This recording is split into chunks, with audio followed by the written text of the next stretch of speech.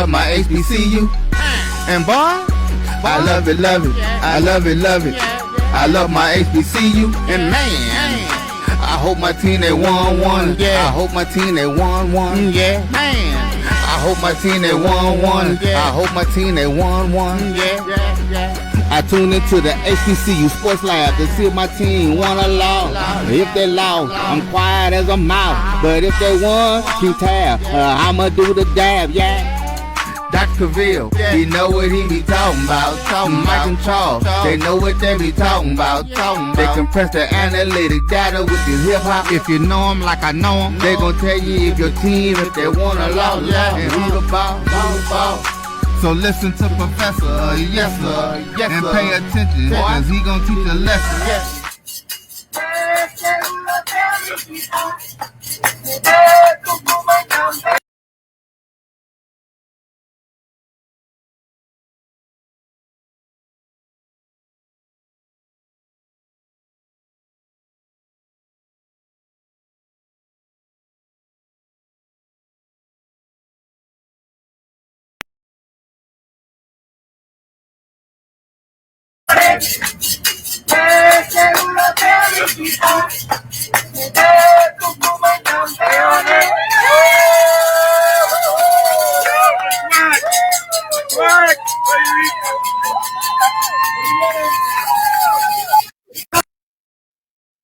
This is Dr. Cavil with Inside the HBCU Sports Lab. Yes, plenty to shake your cans with and make all the noise if you are from the Daytona area. That's Daytona Beach to be exact, for the Bethune-Cookman University Wildcats, as they've shut down the academic regular year other than those that are NCAA regionals, seeing if they can get to NCAA nationals for track and field.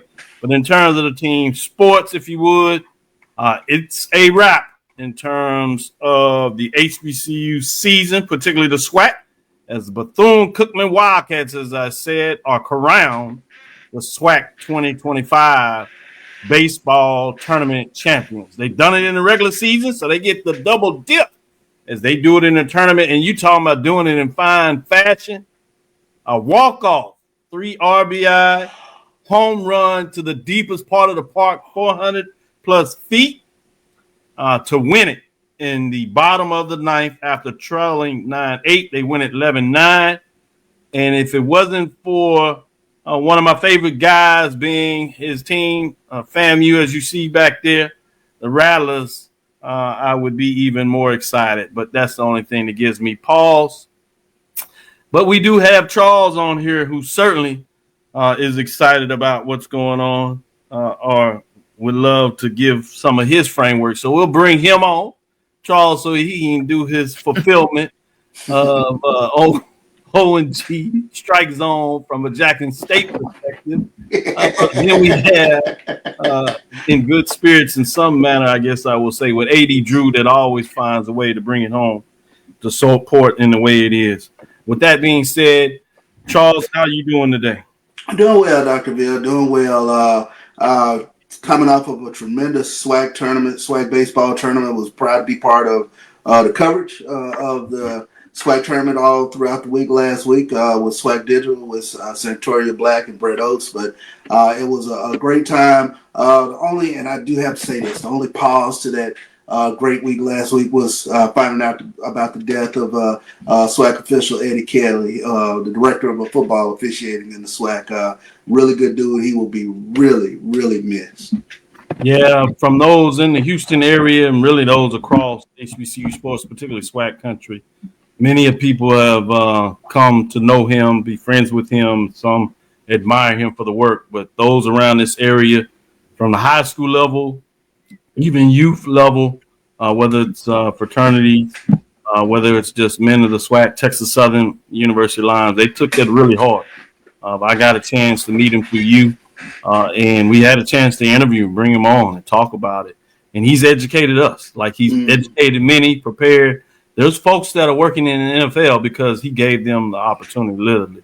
Precisely. And they took it and ran with it. But whether that high school level, SWAC, HBCU sports, collegiate level outside of that, literally at the highest level in NFL, obviously the other professional levels as well. His footprints are squarely on that. So we do want to acknowledge him and give him prayers.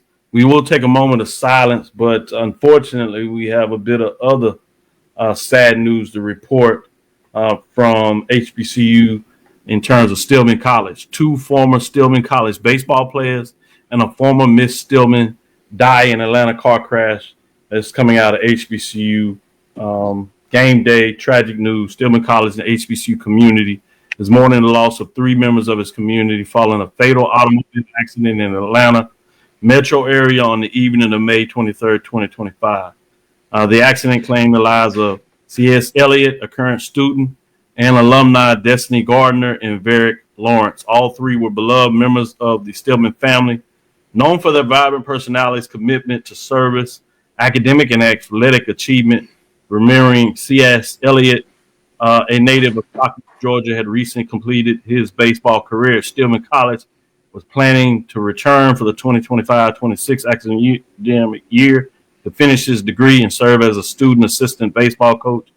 He's also a member of Omega Psi Phi Fraternity Incorporated. Elliott was known on and off the field for leadership and infectious positivity, earning the admiration, of teammates and faculty alike.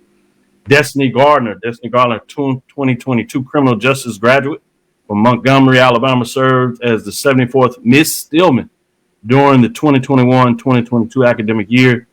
Dedicated member of Delta Sigma Theta Sorority Incorporated, she has served as a regional representative for the UNCF National Pre-Alumni Council.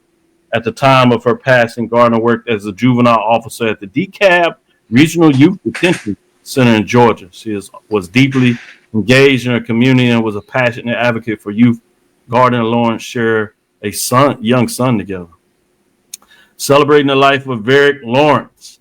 Varick Lawrence, originally from Lithonia, Georgia, played baseball at HBCU from 2021 to 2023. And a graduate in 2023, he was active in youth development, a baseball coach in the Atlanta area, and was also a member of Omega Psi Phi Fraternity Incorporated. Lawrence's commitment to mentorship and sportsmanship made a lasting impact on the Stillman athletic community. So sad news on many different levels. Obviously, as we cheer and have fun in sports, particularly the community of HBCUs and really beyond that in terms of diaspora. But with that being said, we do like to pay homage and take time. So we'll have a moment of silence for all 4 individuals and their loved ones.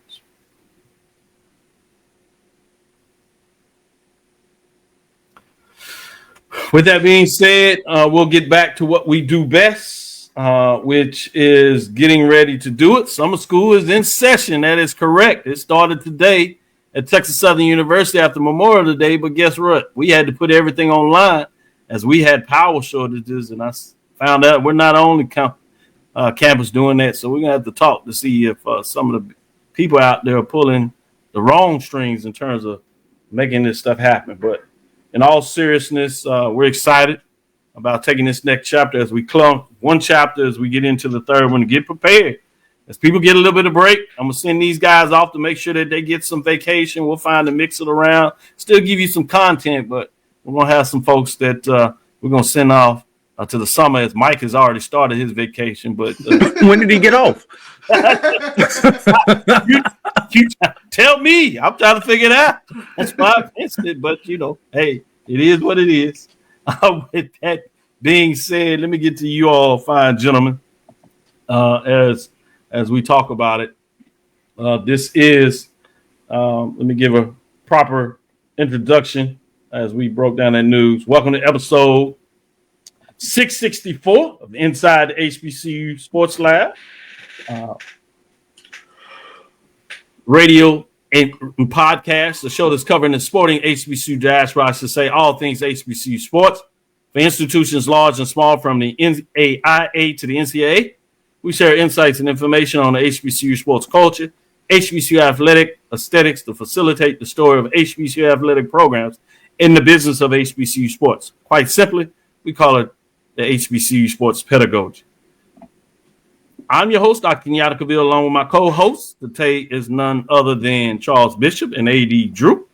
We're filming from our home studios and sending a signal live to Case Wage 1230 AM studios with the Texas Radio Hall of Famer, Ralph Cooper, in the beautiful home of Texas Southern University from Houston, Texas. Let me give a little moment of privilege before we take our first break. We'll come back and get into some more news to see what these guys want to share with you. But I want to shout out to these two gentlemen. Extremely hard. Obviously, started off in a lot of ways to bring you content from the show. But they're connected in terms of HBCUs. And now they're getting a chance to show the world involvement with HBCU sports. You've heard Charles do different calls, AD Drew doing different calls, a part of the BCSN network. Now they're getting a chance to do it for the conference affiliation. Charles this week at SWAC baseball tournament, doing sideline, doing a lot of work, giving you extra insight to make sure that you knew where every pitch was coming from, every hit, statics, also data analytics, statisticians, stats from every angle that you could believe of. He brought it to you in many different ways. So I want to give him a shout out there.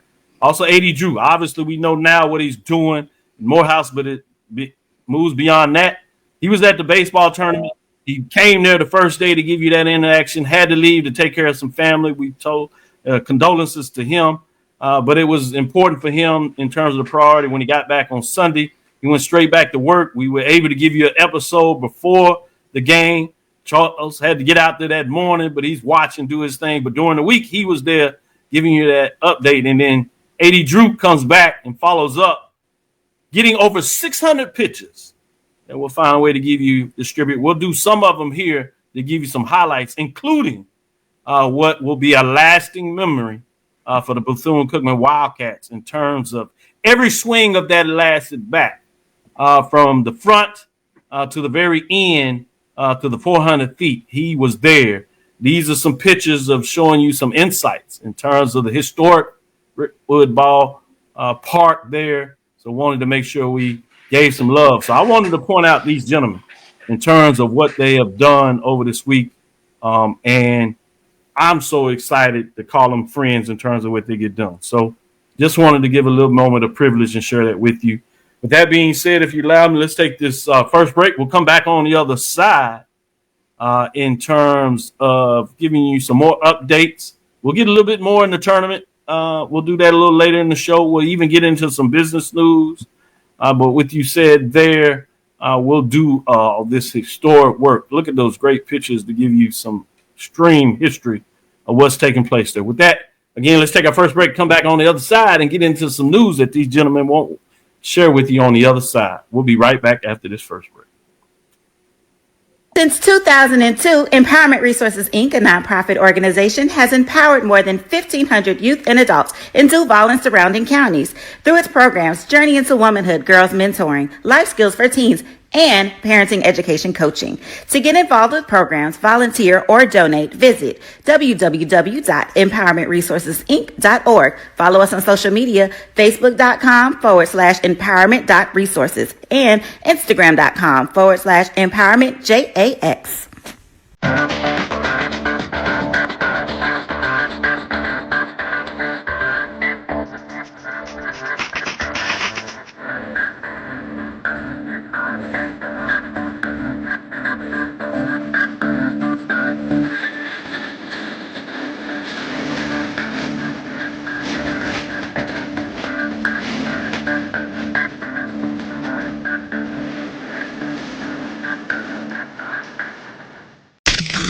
The human voice has always connected audiences with experiences. Major brands all across America have trusted Kever's voice time and time again. Conversational, powerhouse, intelligent, and sincere. That's the voice you need for your creative marketing process.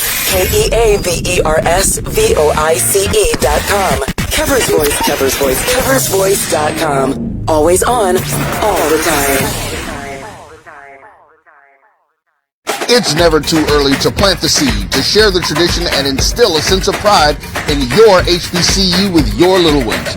HBCU Pride and Joy Children's Boutique helps you share your school spirit with a wide selection of adorable kids apparel and accessories officially licensed from your favorite HBCU. Visit HBCUPrideJoy.com and follow us on all social media at HBCU Pride Joy on Facebook and Twitter. compress the analytic data with the hip hop. If you know them like I know them, they gon' tell you if your team, if they wanna lose, and who the ball. So listen to Professor, yes sir, and pay attention, cause he gon' teach a lesson. Hell Wildcats. I said it. Now I'm done with it. No, seriously, Coach Hernandez. Great game. You gave. I was joking with you before, but you knew I was serious. I wanted to see a good ball game, and that is what we have. And every kid who has grown up playing baseball always had that dream in the backyard of hitting a walk-off in the bottom of the ninth inning. So I got to ask you, from a coach's perspective, because nobody ever dreams about coaching when they playing ball. Just talk about the emotion in that ninth inning, the ups and downs, the failed bunt attempt, and then you get another opportunity via the air, and then of course the walk-offs. There's never been a panic with our guys. I think our new nickname, from our fans is the Cardiac Cats. So we've been in this position before the entire year. I think that the body of work throughout the entire regular season and the schedule that we come up for our team led us to this one moment. And like you said, right, nobody dreams of as a coach, right? Like, what are your emotions going to be? And I can remember just when he hit the ball and I was like, go ball, go ball. And then once it hit out, man, I was jumping up for joy because of everything that our program has gone through in the last couple of years. To be able to shed a positive light to our university means so much. And I'm just so happy for all of our student athletes. I'm happy for our assistant coaches, and I'm happy for our administration and our university. Yeah, speaking of Cardiac Cats, you guys came from behind in all 4 of your victories here in Birmingham. So, what is it that gives them the confidence to be able to come back like that? No matter down 1 run, down 5 runs, it doesn't matter. You guys play with a level of confidence that I haven't seen on the diamond in a while. I think it starts from day one in the fall, man, and just kind of building our culture and what we want our guys to do. And, they trust the process and they believe. It starts with belief at the end of the day. And we've been in this position before, right, where we've had to walk off, we've had to scratch and claw and chip away to be able to give us an opportunity to come out on top. So, it's a lot, but at the end of the day, man, our guys, they did what they needed to do, and they stayed true to who we were as a program. Tough, gritty, mentally tough dudes, and I'm so happy for them. Okay, Coach, the first team championship for Bethune-Cookman since they joined the SWAC in 2021. What does that mean for you? It means everything. I mean, that's something that I've been openly talking to our SIDs about, that I want to be the first, major championship in the SWAC. So, again, it's just all these guys, man. They've done everything, and I'm just at a loss of words because it's unreal and surreal, and just happy for them. Got at least 1 more week of baseball, Coach. After the 24-hour rule is in effect, what do you do now to get ready for the regionals? So you don't know where you're going to be at until later on this evening. So what do you do to get ready? We just keep doing what we're doing, and I got a high school graduation for my daughter on Thursday, so I'm going to be deprived of sleep. Hopefully the Cardiac Cats don't give me a headache, but we'll be all right. All right. And, Coach, I just got to say this, and I captured the moment. The moment of the tournament for me is when you and your son came out there and accepted that trophy. As a dad, the fact that your son was able to partake in it, he's old enough to understand it, but he's still young enough. You understand what I'm getting at? Yeah, and I went through a flurry of emotions, man, because as a sport coach, whether it's baseball, football, basketball, I mean, we put a lot of our attention and time to our athletic programs and to other people's kids. And I've missed a lot of stuff, man, throughout the years. But that's where the emotion came, where I broke down crying, because he was able to experience and see why we work so hard as coaches, man. And again, just blessed that I was able to experience this with Jake. And I mean, shoot, that was a proud dad moment, right? Hopefully it's a proud son moment where he can say his father, has led a program to a conference tournament championship. Trust me, he'll remember it when he gets our age, Coach. Absolutely. Thank you, Coach. You got Appreciate it, man. you, man. Hill Wildcats. Hey, well, I You don't said say no more. it right. No. Oh, my God. That's it. That is a great interview post game on many different levels, and I'm glad you got that in with his son, particularly coming up on Father's Day. Can Go ahead, grounds Sean. crew guy out the shot. What'd you say? I say, get the grounds crew guy out the shot. I thought about trying to get up I out of there, Charles. anything. You I know was like, how they yeah. That's like he just had to.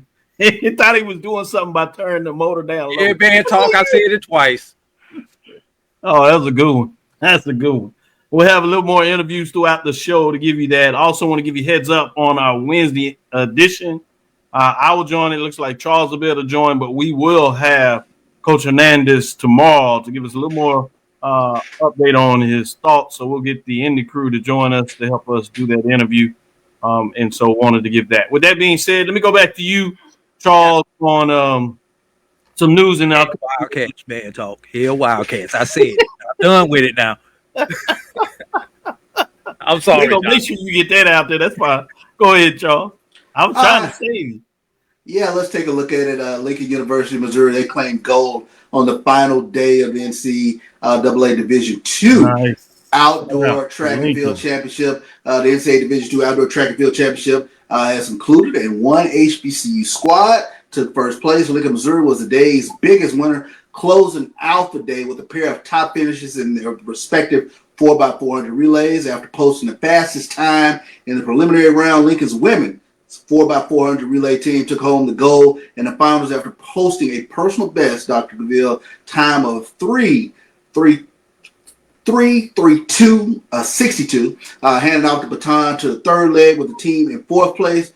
Shivani Thomas put the team in front of the pack with a 52.42 split, while Shante George anchored the team to victory with a 52.17 split. Lincoln's women's 4x400 relay team sweeps the national championships for the 2025 season, having snagged the gold in the indoor season. Meanwhile, Lincoln men's 4x400 relay team posted a personal best time of 3:05:23, but fell short of claiming the national title, finishing second behind Pittsburgh State. But kudos to Lincoln, Missouri for what they've got accomplished in the NCAA Division II Outdoor Track and Field Championship. AD Drew, that's your old stomping ground. I know we like to brag in terms of some speed in Texas. Obviously, you went to FAMU, so you've heard about all the speed up there in Florida. Jackson State also likes to think they have a little speed in Mississippi with all the per capita, like they always like to remind you. But we'll leave that right there. But with that being said, Lincoln, Missouri has a lot of history in terms of what they've done at the Division II level in track and field championships. So just wanted to make sure we made that connection for you. With that being said, you can comment on that, but also get into some news of the day that you wanted to share as well. When Lincoln was recruiting me out of high school, they weren't quite at that level, you know. Wow, okay. So you know that little bit of history. You see that, Charles? Yeah, he kind of dropped that in there. All right. I know, right? They was on my list, but it wasn't at the top of the list. So I get it. You know, you from there. A lot of times you want to go away. So I want to go. It's not necessarily Lincoln, Missouri. It's more the fact that you wanted to see other parts of the U.S., the world. And fam, you showed me the money. But anyway, even a bigger reason. We cannot get a show out, Dr. Cavil, without talking football. So let's go to the BAC and let's go to Baltimore. There's a theme with this Baltimore, but I'm not going into the other half of the theme right now. Baltimore is winning. I'll say that. State of Maryland is winning. State of Maryland is winning. That should come down HBCUs. Yep. And the Black Diaspora as well. Yes, sir. Yeah. But the MEAC announced its 2025 Media Day will be held Tuesday, July 22nd. Go ahead and book your plane tickets now at M&T Bank Stadium, home of the NFL's Baltimore Ravens in Baltimore, Maryland. Side note, I have been to that particular stadium before. Nice. Yeah. This is a historic milestone for the MEAC, said MEAC Commissioner Sonia Steele. Hosting our Media Day at the NFL venue reflects the growing visibility, strength, and momentum of our conference. We are thrilled to showcase our member institutions in such a dynamic and high profile environment. So, and they went on ahead. Baltimore made a couple of comments with it, but yeah, the MEAC football season will officially kick off on August 23rd with the annual MEAC SWAC Challenge at Center Park Stadium here in Atlanta, Georgia, featuring North Carolina Central versus Southern. Go get your tickets now for that one, for the 20th anniversary of the cricket MEAC SWAC Challenge. Got to make sure you get all of that in there. The 20th anniversary of the cricket MEAC SWAC Challenge. So, but make shout sure out to you tell Mr. John Grant that I want my 20th anniversary shirt. I know you're doing some work there. It's business for your side, but lean on him. I'll make my own ass, but make sure you lean on him. Say, hey, your buddy out there says he wants official. I'm pretty sure he's watching. If he's not watching, he always goes back and watch the replay. So there you go, for sure. So good information. Great update, man. I'll be doing some business and a lot of travel. I plan to get up to the SWAC, obviously in Birmingham, then over to Atlanta because they do their media press for MEAC SWAC Challenge next Drake. Then I'm gonna get up to Philadelphia for the Alpha Phi Alpha Fraternity Inc. convention, and then it's a day, so I don't even know if I'm gonna come home. I might just ride the train over to Baltimore. I know I'm scheduled to come back. I've already booked that to come back that night to Houston. So, Charles, I might lean on you for that show on Tuesday because I'll probably be just out of energy. Maybe I'll give you 15 minutes from the airport because I plan to get back. So, be ready. I'm just calling you early. I'm calling that one in early. Let me make sure I look at my calendar and make sure I'm clean that day. I'm traveling somewhere. You're coming back for a family reunion, but yeah, I think you'll be back just a little bit earlier than I am. So maybe we can give you a day off, let you come in ready to go. With that being said, let's take let me give you this one day because you kind of teased this out too perfectly. So I don't want to ruin that. Staying in Baltimore, as you said. Future CIAA basketball tournament has been decided. It was down to Baltimore and Charlotte. Charlotte could not come quite as strong. I'll just say it like that as Baltimore did. There were a couple of things that Charlotte left on the table, directly their fault or not. But ultimately, Baltimore, the winners go the spoils. The Papa CIAA basketball tournament will remain in Baltimore despite a bid from Charlotte, according to the reports from Charlotte Business Journal. Charlotte and Baltimore were the only cities to submit bids for the coveted tournament. CBJ reported the CIAA would now stay in Baltimore through 2029. Charlotte hosted the CIAA, as you probably know, from 2006 to 2020 and generated $650 million in economic spending when Baltimore Mariners swooped in with a bid that won the conference over. CIAA contract with Baltimore ran through 2026 tournament. The conference's requirements for a competitive bid included a minimum of 7,500 seat venue, a ban of ticket sales, resales, I should say, meaning you can't do ticket sale resales, and the CIAA controlling all sales and revenue from this championship game. Charlotte's key concern in the pricing of hotels, which allegedly drove the CIAA away from Queen City following the 2020 tournament. Host cities are required to have a hotel headquarters that accommodates 500 rooms for conference staff, sponsors, game officials, media, and guests at a maximum of $200 per night. Cities should also work with the conference to secure blocks of hotel rooms for fans and tournament attendees at a maximum price of $225 per night. I really like that because that means you're really working for your fans and they are rewarding the CIAA as they come in droves to the tournament. So to understand that bidding rate and understanding your value, some of us may see it, some of us may not be there to understand it. I think John Grant does a really good job of that. And so knowing that and knowing how to get it done and making sure you put it in the bid process is important. Last thing I'll put here, according to two sources with knowledge of the bid, Charlotte's proposal covering 2028 through 2030 because of a conflict in 2027 offered use of the Spectrum Center uptown for 2 of the 3 bid years, but would have moved the CIAA to Bojangles Coliseum for the middle year. Conference executives previously made clear to Charlotte tourism and political leaders throughout the lead up to bid proposed that CIAA did not want to play outside of uptown. The reluctance stemmed from split venue tournaments in Charlotte from 2017 to 2020 and how that affected them. I'll add that when concerns over smaller midweek crowds for CIAA games prompted the NBA Charlotte Hornets to push for limited use of the Spectrum Center. With that being said, last statement you want to make there, Cho? Well, my quick question is, how much does this Baltimore deal sort of become a template for big name events in terms of you seeing some of the verbiage that Baltimore put in to create sort of an inducement to come to Baltimore, but can we see this not just within basketball but across other platforms, whether you're talking about football championships or whatever the case might be?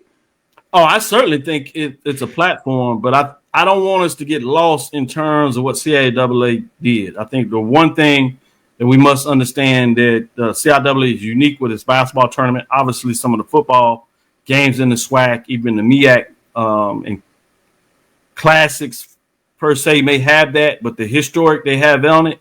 And then you also have to have a bidding component. You know, you have to be willing to move. Some of our locations in terms of classics are kind of bound by what people perceive as the place to be.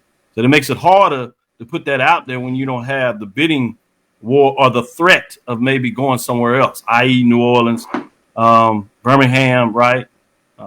Orlando, when you think about it. So the fact that they were able to put the bidding part out there did that. And then you also notice that, you know, some cities at some size, they have so much business, there's certain things that they may not be able to do. Baltimore saw the value. They are in a position in terms of the size of the city and the events that they want, that they were like, we can do all that. Charlotte wasn't able to do that. So that's part of it too, is the fact that you also have to have cities that are willing to do it. And so that's part of it. So I think it's a template, but I wouldn't get so far as to say that this is the gold standard, because there's some unique things that made this work versus what you see some other places. But I think it goes a long way to say what a true city, county, even to some degree state partnership looks like. When everybody comes together and sees the value, it works. And that's why I like to give more kudos to Baltimore in terms of what they saw in the value. And they had a lot of folks that see what it means to their city, their state, in terms of getting in this business and answering the call, with everybody saying, yeah, we're in line with that. So let's take our next break, come back on the other side, and get into some more talk as we take that deeper dive in terms of what you see there. Some more pictures there. Obviously, that was the shortstop. As you see, he had successful surgery the night, and the next day was able to get back to the ballpark. We had just went off our show with AD Drew when he walked on the field, and we wish we could have known, because we stayed on maybe 2 minutes, and you would have heard everybody, both Bethune-Cookman, FAMU, and other fans that were just watching, and how they stood up and gave him a great applause and recognized him for finding their way back out there. It was memorable, to say the least. With that being said, let's take our next break and come back on the other side and get back into it.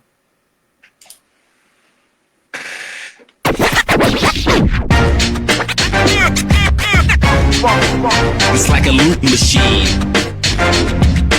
All around town, people trying to get down.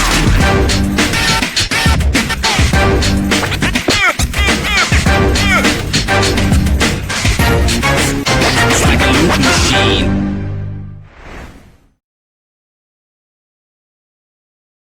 You're looking for the latest information on Southern University sports, the Southwestern Athletic Conference, and HBCU athletics. There's only one place to go. Tune in to the Carlos Brown Show, exclusively on the Black College Sports Network. It's never too early to plant the seed, to share the tradition, and instill a sense of pride in your HBCU with your little ones. HBCU Pride and Joy Children's Boutique helps you share your school spirit with a wide selection of adorable kids apparel and accessories officially licensed from your favorite HBCU. Visit hbcupridejoy.com and follow us on all social media at HBCU Pride Joy on Facebook and Twitter. Compress the analytic data with your hip-hop. If you know them like I know them, they gon' tell you if your team, if they wanna lose, and who the ball. So listen to Professor, yes sir, and pay attention, cause he gonna teach a lesson. Academically also. 3.5 GPA for this team is a phenomenal. And he drew here with athletic director and head basketball. I just want to make sure we get this in there right there. Oh, they definitely got that in. Black College Sports Network, Coach Theus, man. Congratulations, my brother. Congratulations. Yeah. Just a tremendous game. Yes. I mean, how better picture could it be? 9th inning walk-off home run. That was just a home run, but 400-yard for home run.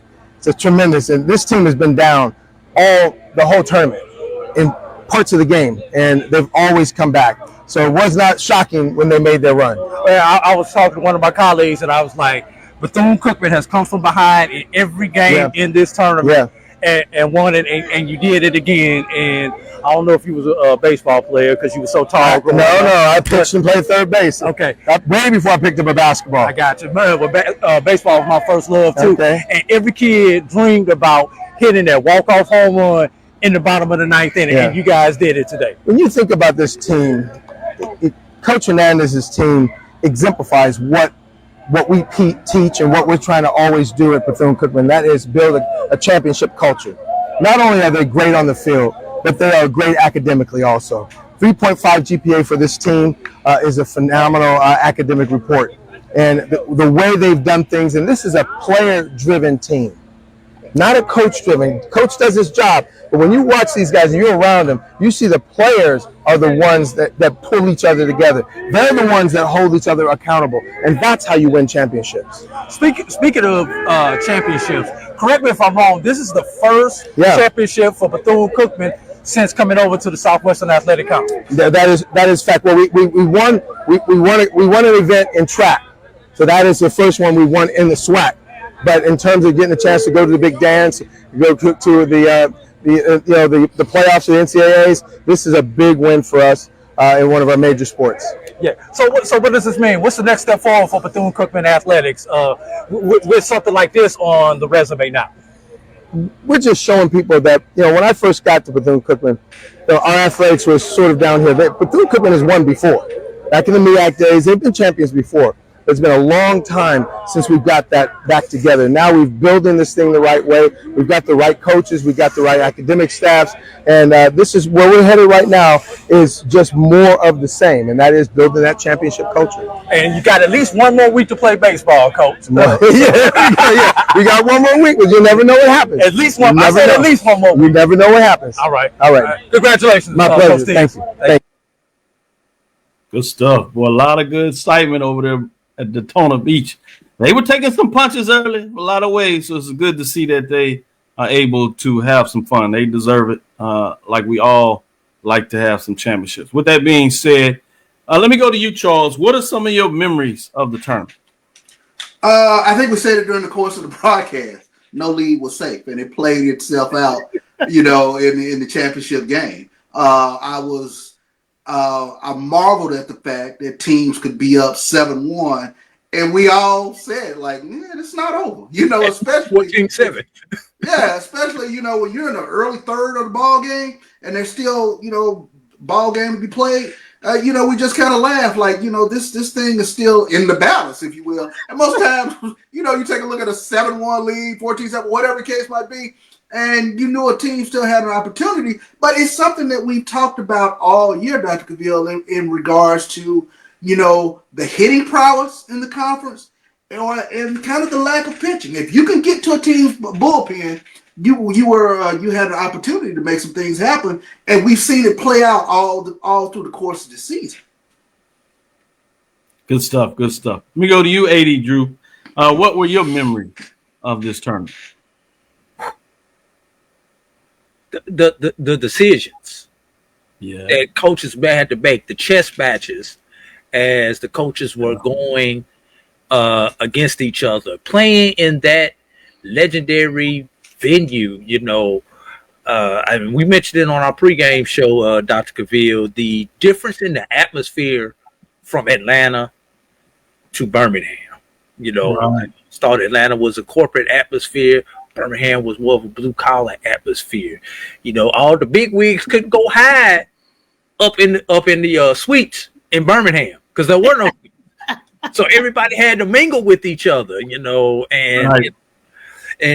and Doc, you asked about what memory is, Doc. Let me just go through it. If a picture's worth 1,000 words, these moments are priceless right here. The whole sequence from behind the plate. Mind you, I was there. I knew I was going to get something. I didn't know what I was going to get, but I knew I was going to get something, and I had the camera ready, Dr. Cavil. I remember when you, right before we was leaving to make sure we caught our flight, remember you slowly went down there, and you're right. Oh, look at this. This is crazy.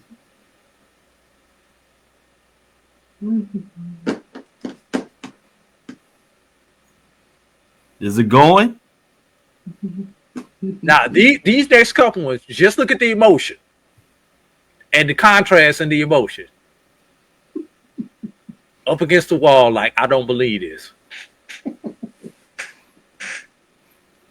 Jumping for joy.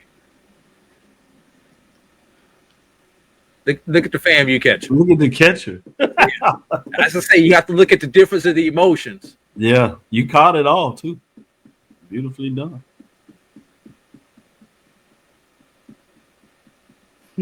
Yeah, he's on the field before he circles the base.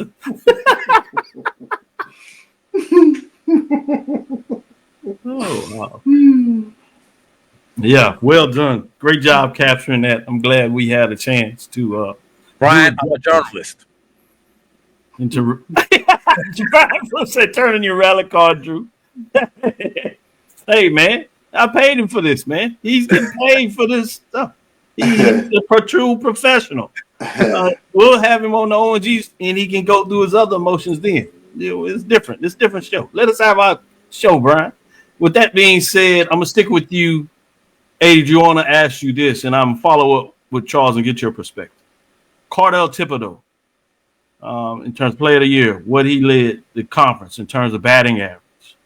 Juan Cruz from Alabama State, and Thibodeau, I want to make sure I get that up Southern. Obviously, Trey Rutledge was right up there, top 5. He didn't make the tournament, nor did Prairie View's Amar Donato. But Kelton Phillips, I should say. Home runs, Cardell Thibodeau. Andrew Martinez, I think that's enough said, dude. Jesus Venegas.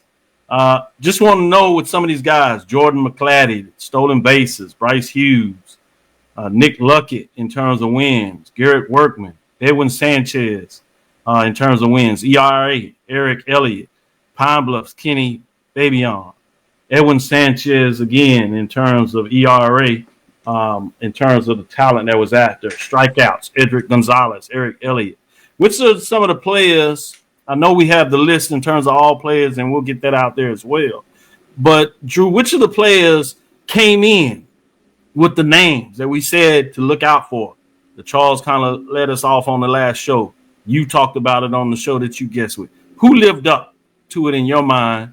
I guess probably obviously Andre Martinez, but besides him, anybody else kind of lived up to the expectation, not necessarily in terms of a championship, but getting their teams really close and at least representing and continue a high caliber play in the tournament. You have to go with Thibodeau. He definitely carried Southern. Yeah, he did. He carried Southern through their run, and when you look at the two finalists, Florida A&M and Jay Campbell for FAMU, who was not on your list. We said it prior to the championship game. If FAMU wins, he's definitely the MVP. I mean, he was batting almost 700, had he was slugging over 800, if I remember correctly, going into that championship game. And the thing about it, Dr. Cavil, and I could list these names, but I'm not going for the sake of time. But the SWAC plays a beautiful brand of baseball. I'm going to say it. Alex Weiss broke the internet early in the week with his comment.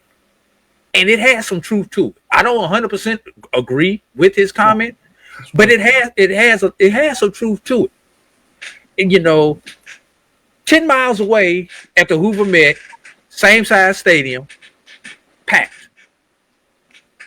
You're in Rickwood, both stadiums, 10,800 people. And you could count the number of people that were there. Now, we do know people, we know how we are. We're going to get up out the sun. That's no problem. But I would be lying to you to say I was disappointed in the turnout on Sunday. I know we had 2 Florida teams in the championship, but it's our World Series. You need to be there no matter who is playing when it comes down to the championship. Yes, we all have our allegiances. And, Bethune won. It's tough for me, not only losing to Bethune as a FAMU grad, but knowing Bethune is playing across the railroad tracks. But irregardless, I'm all SWAC when it's all said and done, Brian. Yeah, I got my Rattler card. You may change the colors of it, but I'm 100% with the SWAC. Greatest game I have witnessed in SWAC baseball personally. I saw the Jackson State Southern game. I did not witness that one personally, but personally, the greatest game that I have witnessed. I don't care if my team came out on the wrong end. I'm glad I was there for it. Good points. Charles, names in terms of who lived up to it, who stood out to you. Juan Cruz for Alabama State. You could not get him out whatsoever. He was pick a Cruz mini team. They was all hit the ball. Yeah, I mean, Juan Cruz jumps out because he was one of the leaders in national batting average, and I mean he further burnished their reputation in the SWAC tournament. When I started thinking about the hitters for Grambling, Cameron Hill, Trey Bridges. I mean, Trey Bridges hit a tape measure home run for Grambling. That I still looking for that ball. Yeah, I know it because one of the groundskeepers was telling me that the ball hit the back fence, and we're talking about that 438, 472, all back there. That ball was still hit back there. So back here. Yeah, so it's and those guys jump out to me. And I'm losing his name right now, but there was a pitching performance, a young man from Alabama State that kept them. Really moored in the game. I think when they played Florida A&M, if I'm not mistaken, but he got a standing ovation coming off the mound. So those are moments that stuck out to me with regards to that.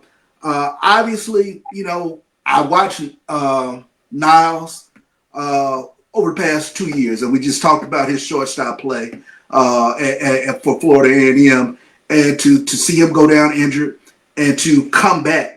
Within that venue, tremendously emotional experience, but had an opportunity to talk to his dad and really got to kind of know them a little bit. But it was great to see him come back, and be a part of that final day. So those are some of the things that stand out for me. AD, Drew, to your point, in terms of wanting to see more of a crowd, that is a whole different show that we can do.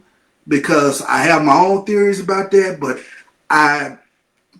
the baseball, the black consumer, I think that generation from especially 84 to 94, we might have lost the black fan or the African-American fan during that time.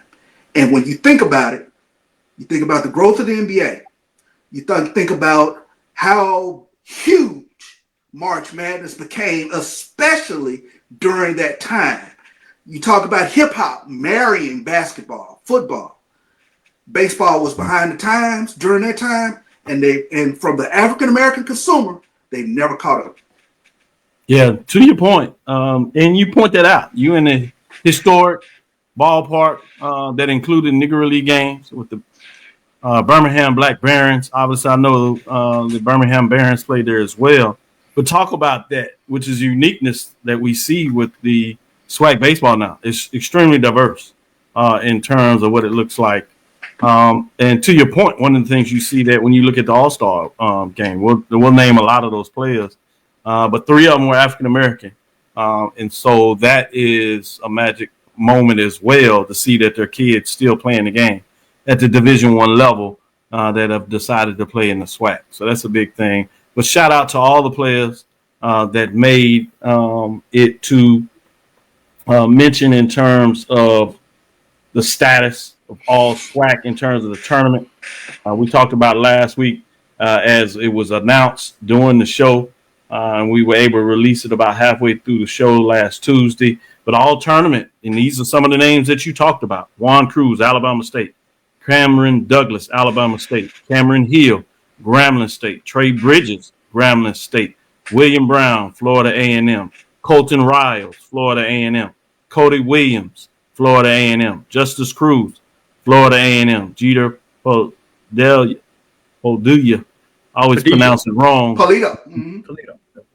Corrected because I got corrected on Sunday. Bethune-Cookman, Sergio Rivera, Bethune-Cookman; Edwin Sanchez, Bethune-Cookman; and Daniel Figueroa, Bethune-Cookman, who was also the MVP. So wanted to make sure we get those names out and acknowledge all the players. But I thought your point in terms of the African-American fan, what does that look like in terms of them obviously in love with the professional sports in terms of this time. The NBA is big. It's going down the stretch, so you got a lot of those folks can tune into that fandom. That fandom is free in terms of just the television, so it'll be interesting. But wanted to acknowledge these all-SWAC tournament team players. Thank you for putting that out there, Drew. Let's take our last break and come back on the other side. Since we kind of got into this, we'll close it out on talking some business.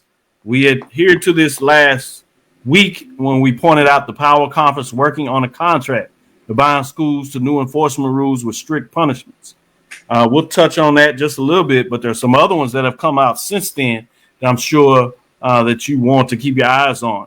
Magic Date, in a lot of ways, is July 1st.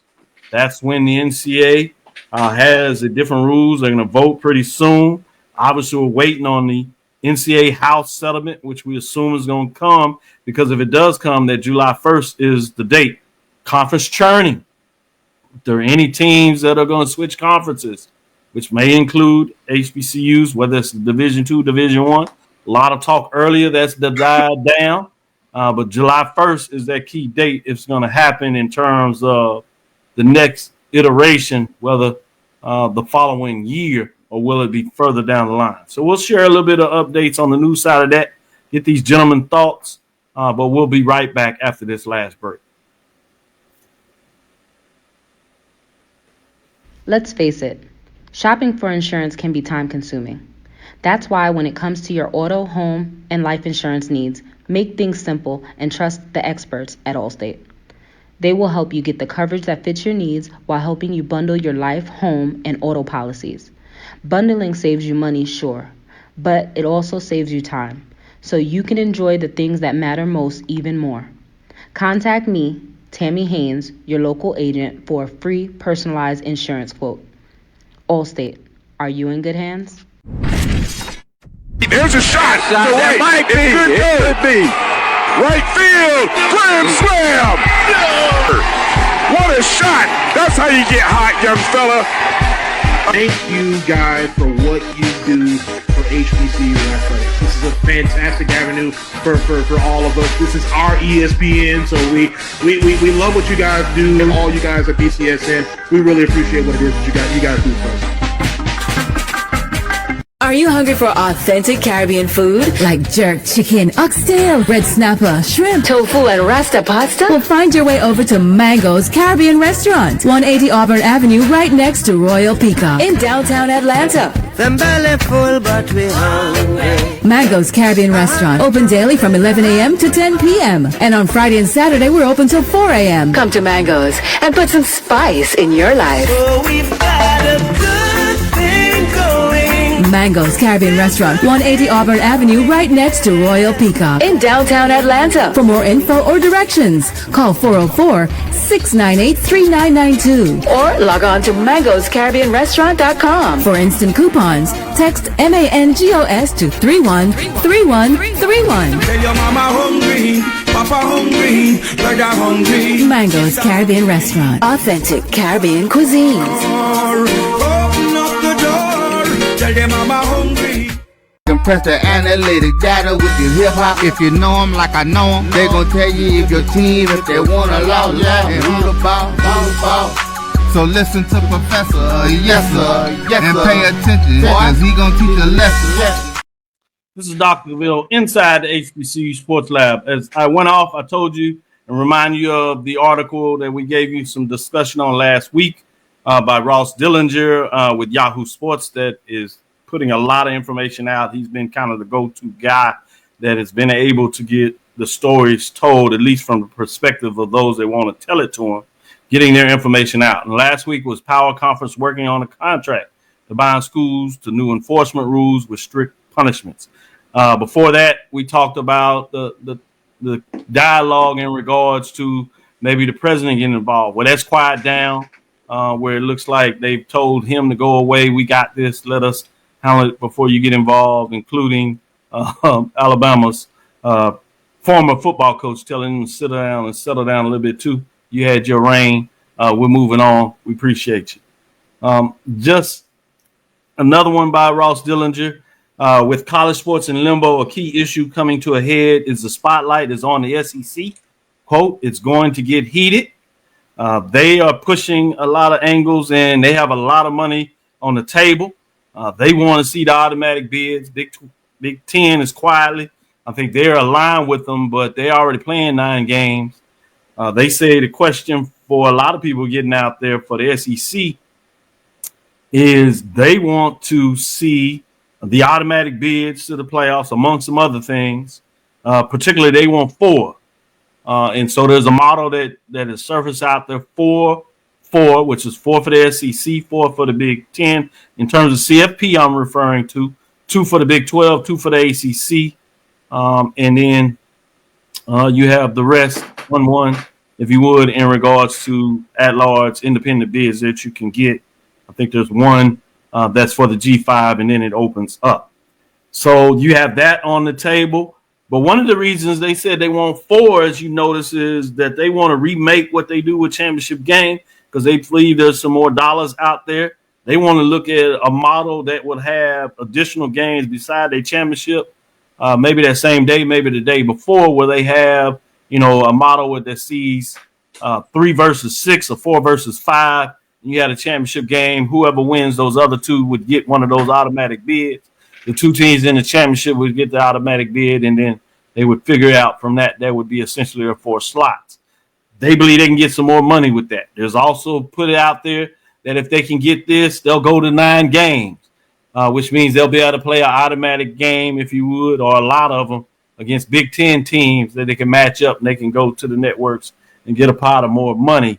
But what I'm more interested in is in this line here that affects more of the other Division I schools, particularly HBCU, 2 conferences, MEAC and SWAC. The NCAA is remaking the governance model in preparation for July 1st. Remember I told you, key date, right? When a new revenue sharing model between schools and student athletes takes effect as a result of the House versus NCAA settlement. It is still quietly out there. People believe it will pass. I know the due dates has passed a couple of weeks, but they think it's still going to take place. The proposed model would grant the power conferences as much as 65%, as much as weighted voting power in rules-making committees for decisions on the transfer portal. We have a deadline coming up in June where they're supposed to get together and make these rules. And all that power essentially is what I call the Super 2 and the Power 2 collectively. But many people talk about the Power 4 or the Autonomous 5, even though Pac-12 is literally trying to survive. And they're in a court settlement hearing with the Mountain West, but that's a whole different discussion. Dillinger followed up with the report that Sankey said that SEC would like to see their numbers come up to 68%. And in that same article, they talked about the SEC had folks they pushed out there that's like, why are we a member of the NCAA? I've told anybody and everybody to listen to me. I don't believe that. That's just negotiating for it. They ain't going nowhere because the math doesn't math. They get all the benefits of all 300 some schools paying the expenses, right? In court, in this settlement too. And part of the agreement is saying that these folks can't even leave the NCAA. If not, they got to pay penalty money. So they ain't going nowhere because one thing we know they love is their money. But with that being said, it's a way to threat, and they think they can push to see if they can get up to 68%. But even at 65%, the currently proposed 65%, all four power conferences would need to vote the same way to pass an issue. They can sneak it up, then maybe they can get away with not having that, because there's a fight between what I told you, the Super 2, SEC Big 10, and the Power 2, ACC and Big 12, in terms of, again, argument for the CFP and maybe even some little more control of the NCAA basketball money. So, Charles, I know you wanted to hear a little more about this. How would it affect HBCU? So I wanted to get into that. I think it shrinks HBCU's ability in terms of get the pots of that money, like you see the other Division I programs out there, and there's some talk on that, particular, which is intriguing for me, that I think is a painful spot, I must admit, that I wanted to make sure we acknowledge what that looks like. But last thing here, at least from this report on 3 that takes some of the work that, according to diligent SEC presidents, voted in March to give Stanky the authority to split from the NCAA if he sees fit. The SEC spring meetings go underway this week in Destin, where it has been one of many topics of discussion. But quickly, Red Sankey came back and said he doesn't have authority to do that. So who knows what kind of games these guys are playing. But there's one statement I want to put out there from Michael Cross, Southern Conference Commissioner, has come out, and this is a document that I got my whole hands on to, which is a presentation where he was going back at the Power 5. And there's some key things that he talked about, representation of imbalances. He did say there were some good things that NCAA is doing in terms of coalescing some of the rules that he likes to see, but there was some concern. And these things really hit home with me, is what I've always said. Representation imbalances, non-autonomy conferences, those are the FCS programs and non-football conferences, if you would. Conferences lack parallel authority structures granting to autonomy conferences.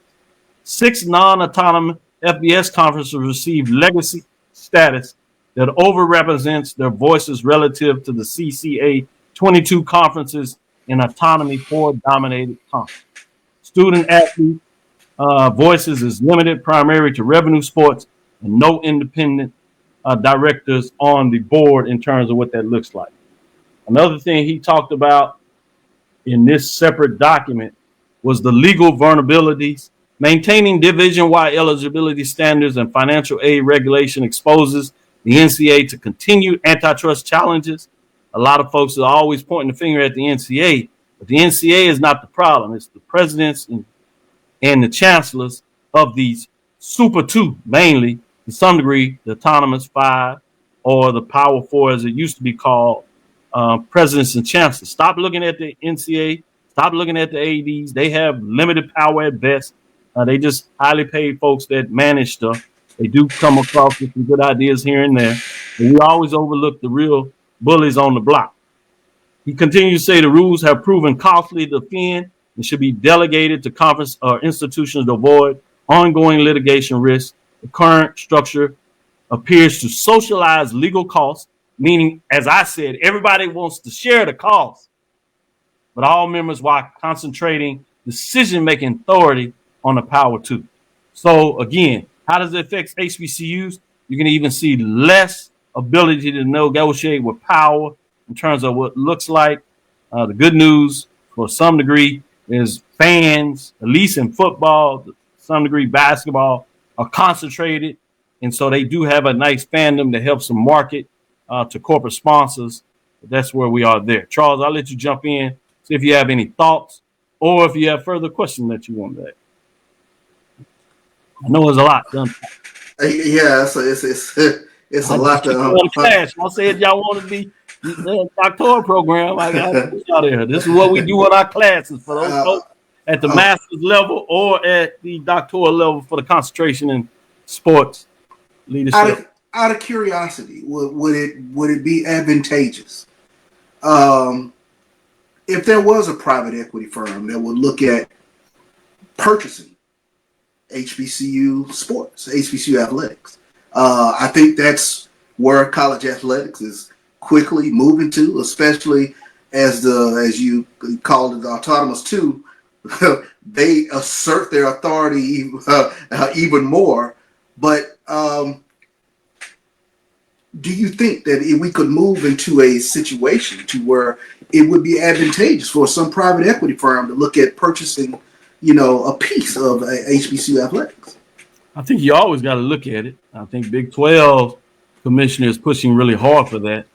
But I think there's some challenges when you get into private equity and the amount of control private equity does. For those that, for example, I know you do this because we fly together, all that, Southwestern Airlines. You've heard about them changing their bag policy, right? Adding seats and adding the fact that now that you have to pick some seats, they'll have some open seats, but they'll also have the ability to have seating. Now, some people may like that, but the decision that was made was not necessarily by the board.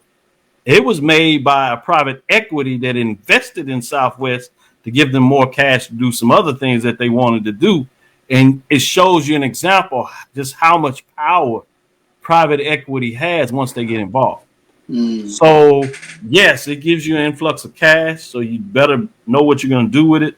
You make sure you can invest and really look at it as investment, because you better believe that that's exactly what they look at it. And they're going to want a lot of control to navigate what that space looks like. And so it kind of depends. One of the things you see, the Super 2, in my opinion, what they're looking for, a lot of people say power and money, but really what they want is control, because that's how they get down. In a lot of ways, that's what this country is about how do you negotiate and have more control. So it's a yes or no answer. I think there are certainly some benefits of private equity, but I think there are a lot of concerns that people need to be really considerate of before you jump over that broom. We'll probably see shortly in terms of what it looks like for the Big 12, for that matter. 80 Drew, what are your thoughts or questions that you want to put on the table in terms of a lot of business information? I know you really get excited about data analytics and numbers and the business side of this. So I wanted you two are the perfect individuals to be able to have this dialogue with. Ooh, like Charles said, there's a lot to unpack here. And with I'll start with the private equity portion of it. A private equity coming in not only at our level, but at the Big 12, Big 10 level.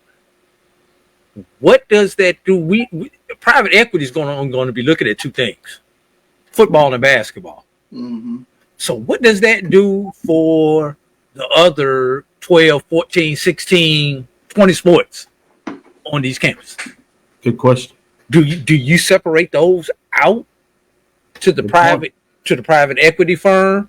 And then, okay, let's say the private equity football, men's basketball, as an institution, do I reinvest what I would have budgeted for those two particular sports into the remaining sports, or do I put that in my pocket? That's one of those things that you have to be careful of when you're talking about private equity. It's the same thing when you get right now when we get corporate dollars for something. Do those corporate dollars go to that program, and do we pull our money out that we put into the budget? If we get a $300,000 sponsorship, does the institution pull that $300,000 back and invest it somewhere else? A lot of them do, y'all. Just so y'all know that. So everything's not what it looks up to be. But Dr. Cavil, Charles, this is what we're talking about with college athletics in general, with all this stuff. Isn't this just a microcosm of what's going on in life and politics right now? Yeah. Where you've got a few people who want to be in control, who want to have all the money, and you've got everybody else down here fighting to get a seat at the table. And when you're talking about the autonomous two want to have 65, 68%, have they?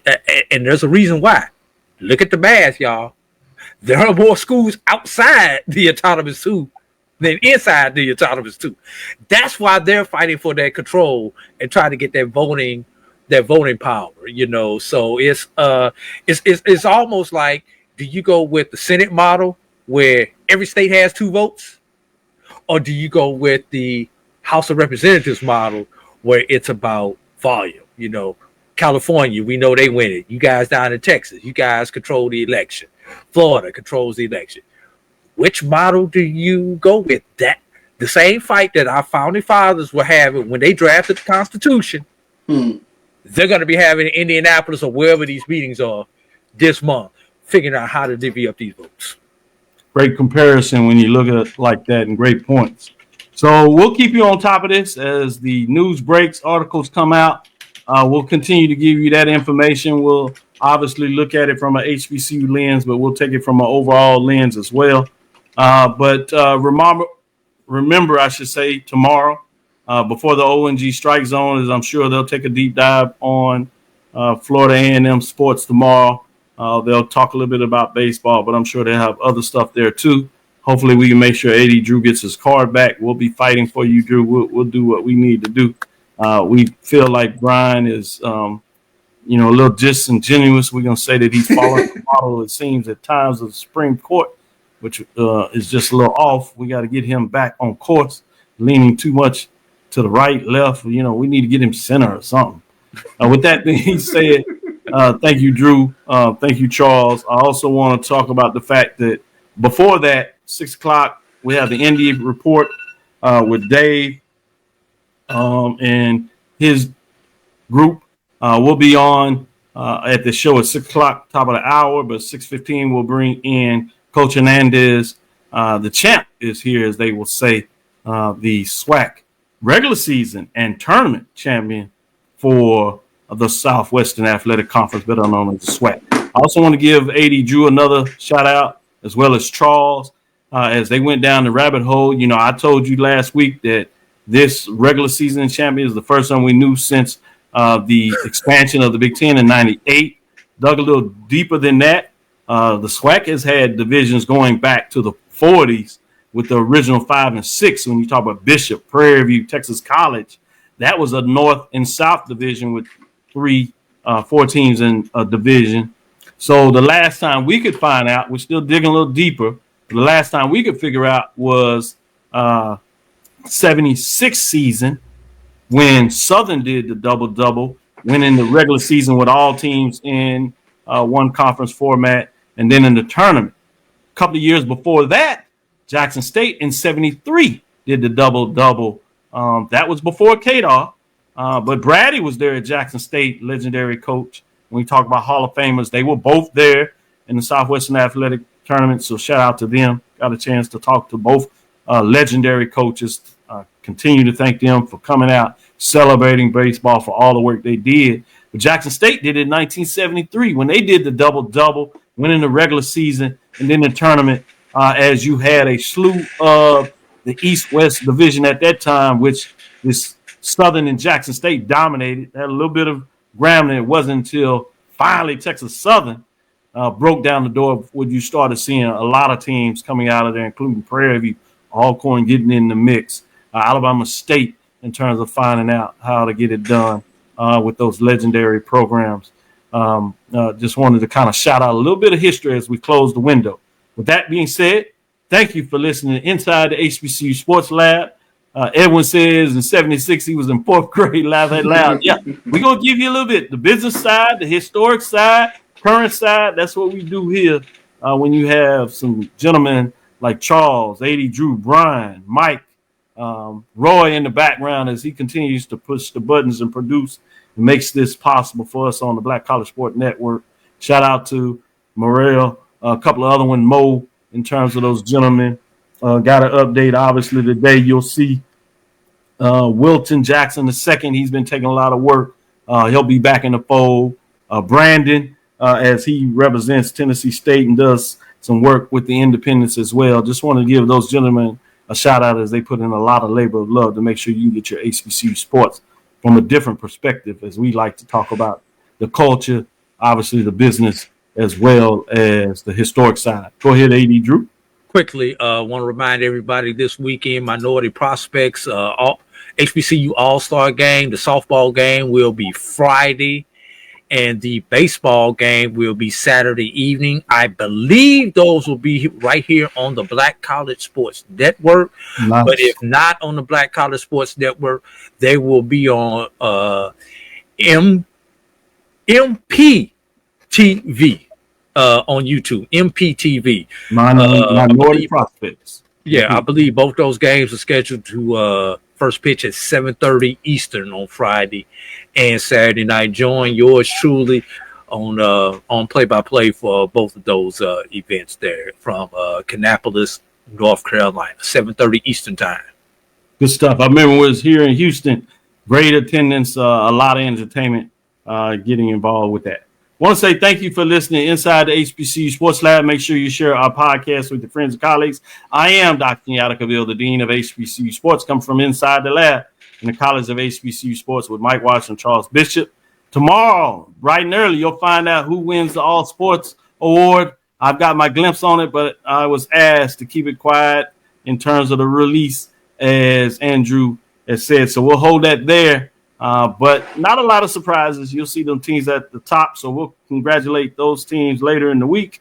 But want to shout out again to Bethune-Cookman University Wildcats getting it done as they close out the academic year in terms of sports teams for the Southwestern Athletic Conference and HBCUs beyond for those that will be participating in the track and field Division I. I am Dr. Kenyatta Cavil, the Dean of HBCU Sports, coming from inside the lab in the College of HBCU Sports with Mike Watson, Charles Bishop, A.D. Drew. We hope you enjoyed. Again, we want to thank you for listening, Dr. It's inside the HBCU Sports Lab with Mike Watson and Charles Bishop every Tuesday and Thursday. Shout out to Dr. Carey getting it done in a lot of ways. Appreciate his loyal support. We'll be back tomorrow, 6 o'clock, Thursday at 6 o'clock. Check us out. We look forward to next week as we discuss the latest news in the lab. When I say next week, that is tomorrow and Thursday. As we like to say, follow me, Dr. Kenyatta Cavil. That's on Threads, Facebook, and Instagram, DrKenyatta Cavil. Again, that's DrKenyatta Cavil, Dr. Kenyatta Cavil. Inside the HBCU Sports Lab on Facebook and YouTube. Dream big. Continue to move forward. We'll talk with you soon. Charles. Of course. AD. Lecture. Dismiss. Top of light, everybody. See you in Kannapolis.